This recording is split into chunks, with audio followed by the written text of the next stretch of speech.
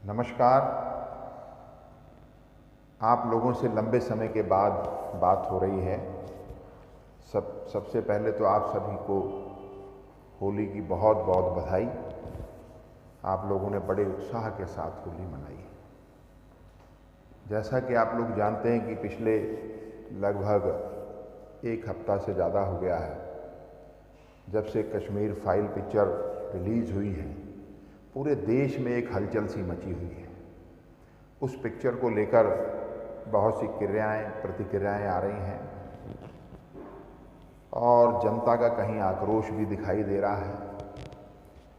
और इस सारी पिक्चर देखने के बाद बहुत से लोगों ने अपनी प्रतिक्रिया में कहा कि हमें पता ही नहीं चला ये कब हो गया। देश के जो महानायक है अमिताभ बच्चन की, उनकी भी छिपी हुई प्रतिक्रिया आई कि मुझे जो है ये अब पता चला। इस तरह की अनेक प्रतिक्रियाएं हैं। छत्तीसगढ़ के मुख्यमंत्री बघेल जी की प्रतिक्रिया आई कि पिक्चर तो ठीक है लेकिन इसमें कोई संदेश नहीं है किसी प्रकार का। तरह तरह की प्रतिक्रियाएं, जो पिक्चर के जो कलाकार हैं उनके अलग अलग टेलीविज़नों पर इंटरव्यू आए। देश के जितने नेशनल चैनल हैं उस पर लोगों ने वो इंटरव्यू देखे और उनमें बहुत से कलाकार, अनुपम खेर जी, बात करते करते कई बार उनकी आंख से आंसू आ गए। विवेक अग्निहोत्री जो इस पिक्चर के डायरेक्टर हैं, उनकी आंखों में आंसू आ गए। ऐसी बहुत सी बातें, बहुत सी घटनाएं, बहुत सी प्रतिक्रियाएं जो है देखने को मिल रही हैं। भाई और बहनों, ये एक मात्र पिक्चर नहीं है। अभी आज ही सुबह मैं एक टेलीविज़न पर बहस देख रहा था, उसमें एक मुस्लिम स्कॉलर थे। वो कहने लगे तो कमर्शियल सिनेमा है, कलाकारों ने एक्टिंग की है। एक कांग्रेस सांसद हैं, एक असम के, जो हमेशा कांग्रेस के साथ मिलकर चुनाव लड़ते हैं, राष्ट्र विरोधी गतिविधियों में सम्मिलित रहते हैं। असम में बदरुद्दीन शायद उनका नाम है। उन्होंने भी इस पर जो है इसको प्रतिबंध लगाने की मांग की। बोले इससे जो है हिंदू मुस्लिम समाज में वैमनस्य फैलेगा। तो निश्चित रूप से इस पिक्चर ने समाज के अंदर एक हलचल पैदा की। लेकिन ये हलचल क्या पिक्चर 100 करोड़ का बिजनेस कर लेगी? हो सकता 200 का कर ले, 300 का कर ले, इससे आगे भी जा सकती है, जानी भी चाहिए। तो क्या ये तभी तक की हलचल होगी और ये बात यहीं पर समाप्त हो जाएगी? लेकिन हमको समझना पड़ेगा कि अब ये वो भारत नहीं है कि बात यहीं पर समाप्त हो जाए। अभी तो बात शुरू हुई है। जब कश्मीर में धारा 370 समाप्त की गई, बहुत हाय तौबा मची। महबूबा ने कहा कि कश्मीर में कोई झंडा उठाने वाला नहीं बचेगा। और आज यूक्रेन में जो भारत का झंडा उठाकर लोग अपनी जान बचा रहे थे, उसमें पाकिस्तान के और बांग्लादेश के लोग भी थे। उन्होंने कहा कश्मीर के अंदर खून की नदियां बह जाएंगी। कश्मीर के अंदर तो खून की नदियां बहुत पहले बह चुकी हैं। अब वो किनका खून बहाना चाहते हैं? जिस तरीके से कश्मीर के निहत्थे हिंदुओं की हत्याएं हुई, सिखों की हत्याएं हुई। हाँ, मुझे ध्यान आ गया, किसी ने कहा कि भाई इसमें सिखों की चर्चा नहीं हुई है। मैं उनको भी बता दूं कि सिख बंधुओं की भी हत्याएं हुई, उनकी बेटियों के भी अपहरण हुए। जो भी गैर हिंदू था, कुछ लोगों ने कहा मुसलमान भी मारे गए। निश्चित रूप से मुसलमान भी मारे गए। वो मुसलमान मारे गए जो कहीं ना कहीं आतंकवाद के विरोधी थे। वो मुसलमान मारे गए जो राष्ट्रवादी मुसलमान थे। ऐसे मुसलमान भी मारे गए जिन्होंने भी आतंकवाद के खिलाफ आवाज़ उठाई। ऐसे मुसलमान भी मारे गए जो वहाँ पर जो पुश्तैनी राजनीतिक पार्टियां हैं, जिनका अपना जन्मसिद्ध अधिकार समझ रखा है, जिन्होंने जम्मू कश्मीर पे, उनके अगर राजनीतिक हित प्रभावित हुए तो उनके विरोध करने वाले मुसलमान भी मारे गए, लेकिन उनकी कहीं कोई चर्चा नहीं हुई। लेकिन ये भी बात सही है कि ऐसे मुसलमान भी मारे गए जो बड़ी संख्या में, हजारों की संख्या में वहाँ से पाकिस्तान ट्रेनिंग लेने के लिए गए, वहाँ से हथियारों की ट्रेनिंग लाकर उन्होंने यहाँ पर निहत्थे लोगों की हत्याएं की, पुलिस के ऊपर हमले किए, उन्होंने आर्मी के ऊपर हमले किए, राष्ट्र विरोधी गतियों में सम्मिलित हुए सेनाओं ने उनको भी मार गिराया। और हमारी महान सेना, हमारी मान वहाँ के सुरक्षा बल आज भी ऐसे राष्ट्र विरोधी लोगों को मारने का काम कर रहे हैं। ये सतत प्रक्रिया है। देश को बनाए रखने के लिए, देश को बचाए रखने के लिए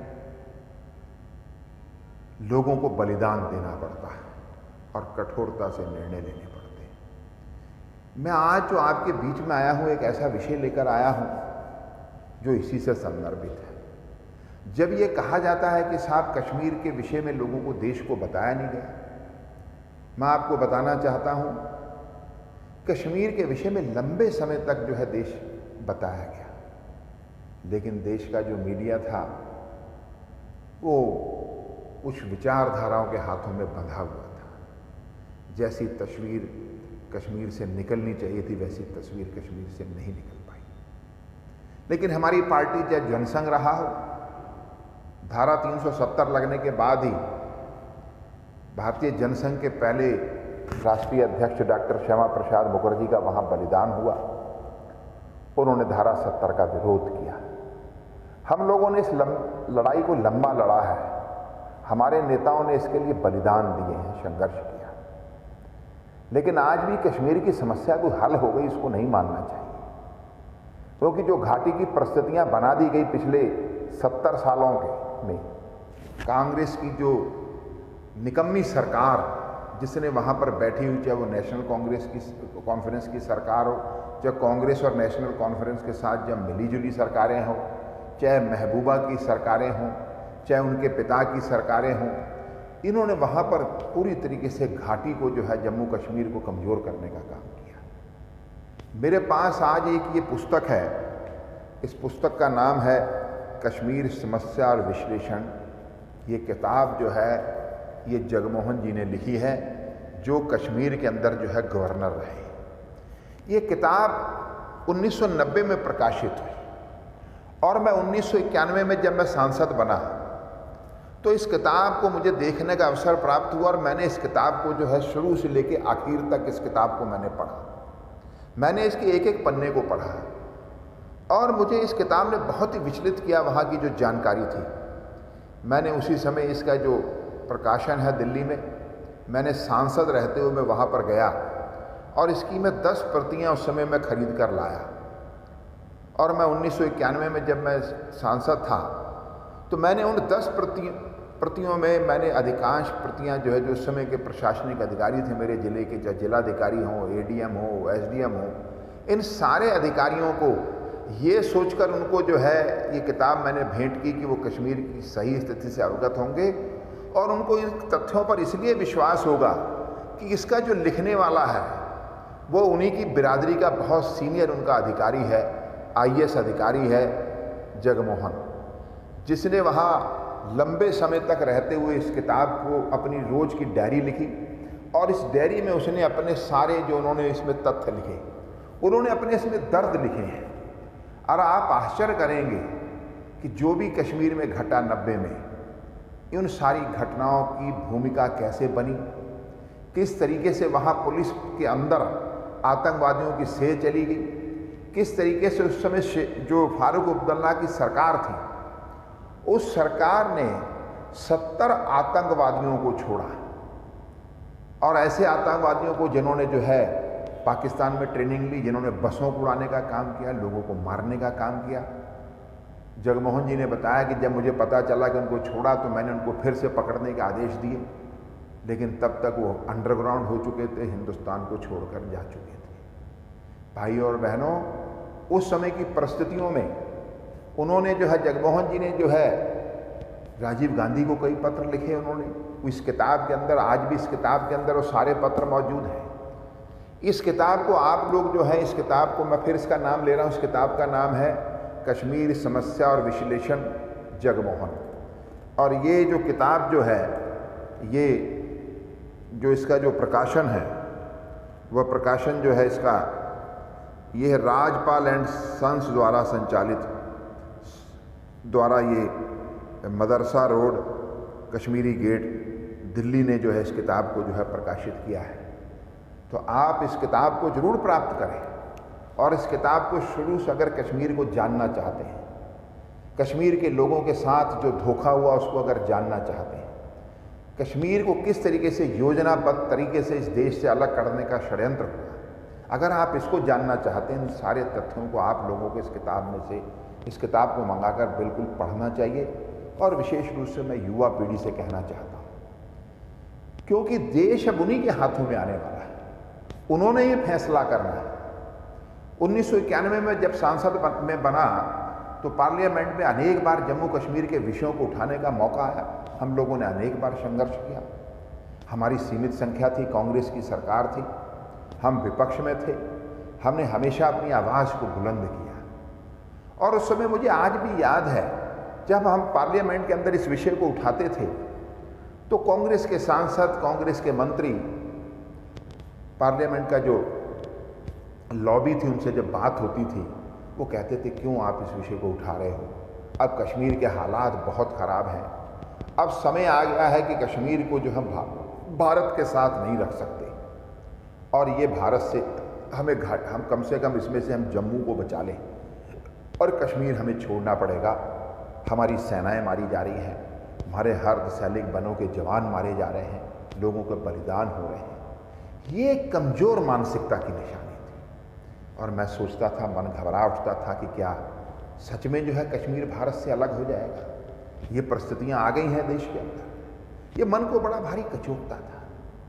उसी समय में मुझे एक कश्मीर के एक बुजुर्ग मिले जो हल्द्वानी में रहते थे, वो उनका परिवार वहीं रहता था, उनको श्रीनगर से विस्थापित होकर आना पड़ा और वो मेरा पता लगा कर रखते थे मैं कहाँ हूँ, और मैं जब जहाँ होता था वहीं पर वो सबसे आगे बुजुर्ग जो आगे बैठे होते थे और वो वहाँ पर अपनी एक एप्लीकेशन लेकर आते थे और मैं उनकी एप्लीकेशन को मैंने पढ़ा। उसमें लिखा होता था कि भाई मैं पोस्टमैन, उसमें डाक तार विभाग में मैं अधिकारी था और मैंने बैंक से लोन लिया और लोन लेकर मैंने जो अपना जो है वहाँ पर मकान बनाया और मुझे राशि तो याद नहीं है, लेकिन मैं मानता हूँ कम से कम उनकी 1 लाख रुपए की राशि 1991 की थी जो उन्होंने बैंक से लोन लिया था। और बोले मेरा मकान वहाँ छीन लिया वहाँ और मुझे वहाँ से निकाल कर बाहर भगा दिया और मैं अब रिटायर भी हो गया हूँ, लेकिन मुझे मेरी पेंशन नहीं मिलती क्योंकि जो मैंने बैंक से लोन ले रखा है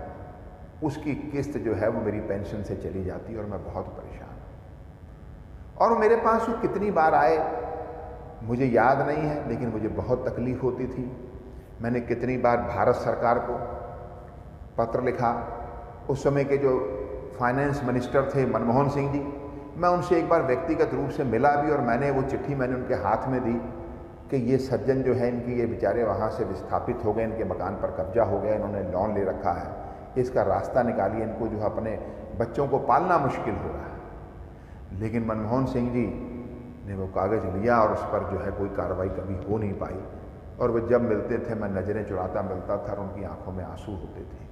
वो तकलीफ़ मुझे आज भी याद है। ऐसी अनेक कहानियाँ जिनको आप सुन नहीं सकते और आज ऐसा समय आया है और मैं समझता हूँ कि जम्मू कश्मीर से जो निकले हुए लोग हैं या जम्मू कश्मीर में आज भी घाटी से निकल कर कहीं जम्मू में कहीं रह रहे हैं बेचारे, विस्थापित होकर करोड़ों रुपए की अपनी संपत्तियों को छोड़कर रह रहे हैं। और मैं समझता हूँ कि इस पिक्चर को देखने के बाद उनके अंदर भी एक आक्रोश पैदा होगा और वो अपनी कहानियों को जो है यूट्यूब के माध्यम से, व्हाट्सएप के माध्यम से, फेसबुक के माध्यम से लोगों तक पहुँचाने का काम करेंगे।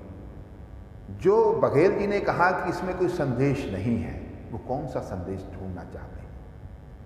एक बनावटी संदेश ढूंढना चाहते हैं कि एक बनावटी स्टोरी बनाई जाए कि आखिर में जो है कहीं जम्मू कश्मीर में या घाटी में हिंदू मुसलमान जो है गले मिलते हुए दिखाया जाए। ये वो संदेश बनाना चाहते हैं। भाई और बहनों, अब इस देश में बनावटी संदेश नहीं बनेंगे। संदेश बनेंगे तो अच्छे संदेश बनेंगे और सत्य के नज़दीक संदेश बनेगी। मैं बघेल जी को कहना चाहता हूँ, छत्तीसगढ़ के मुख्यमंत्री जी को, इसमें से संदेश गया है और इस देश के नौजवान ने उस संदेश को स्वीकार कर लिया और लोगों के अंदर आक्रोश है।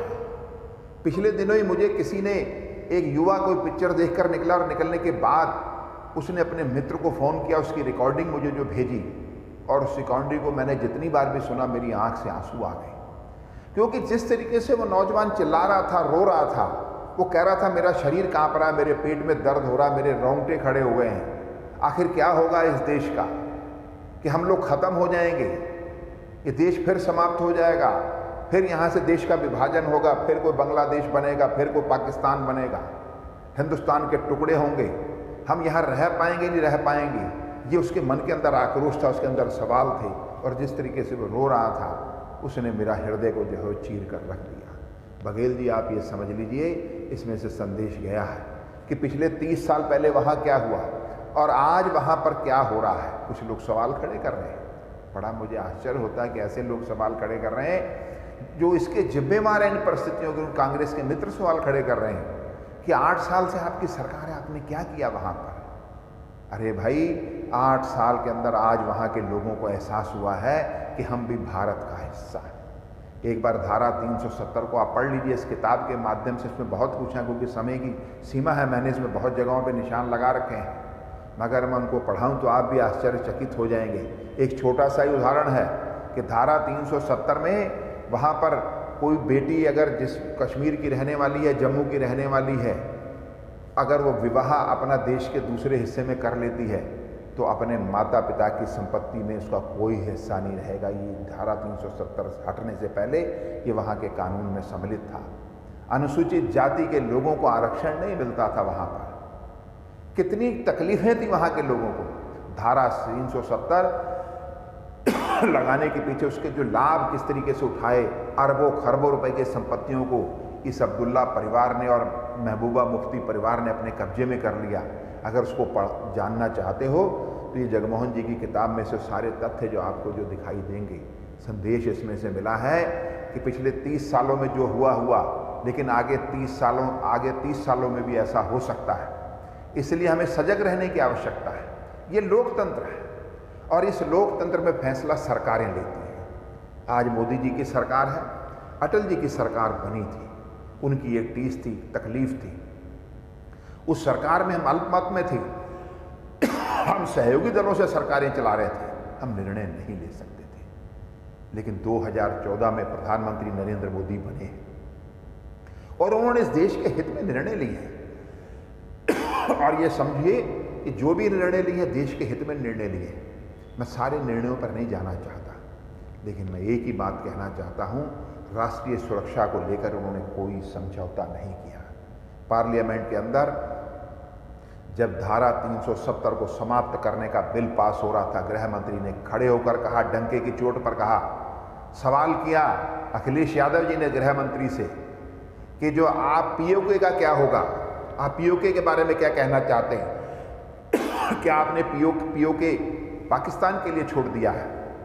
तब गृह मंत्री ने दहाड़ते हुए, ललकारते हुए कहा, पीओके भारत का हिस्सा है, उसको हमसे कोई नहीं छीन सकता और उसको हम प्राप्त करेंगे, हम उसके लिए लड़ेंगे जब तक हमारे में जान है और एक दिन हम उसको भी हासिल करेंगे। ये विश्वास गृह मंत्री का पार्लियामेंट के अंदर था। आज तक देश के पार्लियामेंट के अंदर किसी गृह मंत्री ने इतनी दमदारी से जवाब नहीं दिया। और प्रधानमंत्री नरेंद्र मोदी जी ने जिस काम को किया है, धारा 370 को समाप्त करने के बाद वहाँ केंद्र शासित राज्य बनाया है और वहाँ लोगों को जो लाभ हो रहा है, अभी बहुत सी कठिनाइयाँ और परेशानियाँ हैं। लोगों ने व्यंग भी किए, वो हमारे वहाँ से जो हिंदू विस्थापित होकर आए, जो दिल्ली में हैं या जो जम्मू के अंदर हैं, कि ये लोग वहाँ चले क्यों नहीं जाते, वहाँ जाकर बस क्यों नहीं जाते, ये कैसे बसेंगे। मैं उनसे कहना चाहता हूँ, एक बार घाटी में जरूर होकर आइए, एक बार घाटी में जाकर देखिए कि वहाँ किस तरीके का माहौल है।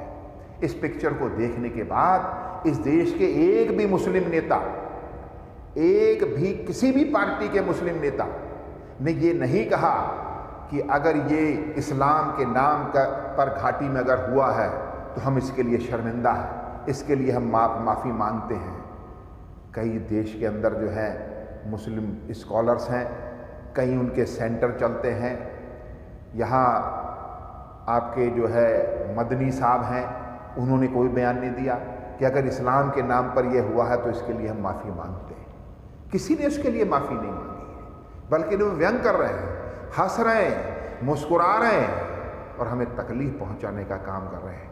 मैं सब नौजवानों से कहना चाहता हूं, इस पिक्चर को देखने के साथ साथ मैं फिर उस बात पर लौट कर आता हूं कि ये लोकतंत्र है और इस लोकतंत्र में फैसला सरकारें करती हैं। इसलिए आपको ही तय करना है कि आने वाले 50 सालों तक, जिसको अमित शाह जी ने कहा कि देश के अंदर भारतीय जनता पार्टी की सरकार का रहना जरूरी है, उसकी तैयारी करनी पार्टी के कार्यकर्ताओं को। और प्रदेशों के अंदर भी हमारी सरकार होनी चाहिए ताकि सरकारें फैसला लेती हैं और सरकारें सही फैसला ले सकें, क्योंकि सरकारें ही तय करती हैं कि देश की दिशा किधर को जाएगी। हमने 70 सालों से हमारे कार्यकर्ताओं की तपस्या है, 5 पीढ़ियों का हमारे कार्यकर्ताओं का बलिदान है, जिसके कारण से हम केंद्र में हम सरकार में आए हैं और हम देश के हित में फैसले ले रहे हैं। हमारे सामने वोट की राजनीति नहीं है। हमने वोट के लालच में हमारी पार्टी ने, नरेंद्र मोदी ने कोई निर्णय नहीं लिया है।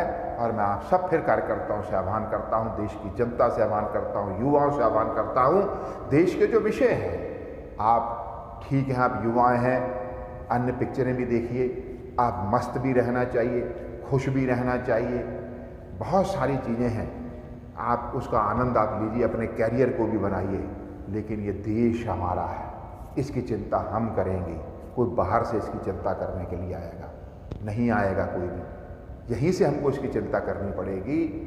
हम इजराइल का उदाहरण देते हैं, इजराइल से भी हमको बहुत कुछ सीखना चाहिए, हमें जापान से भी बहुत कुछ सीखना चाहिए। वहाँ के लोग खुद अपने देश की चिंता करते हैं और उनके अंदर स्वाभाविक देशभक्ति है।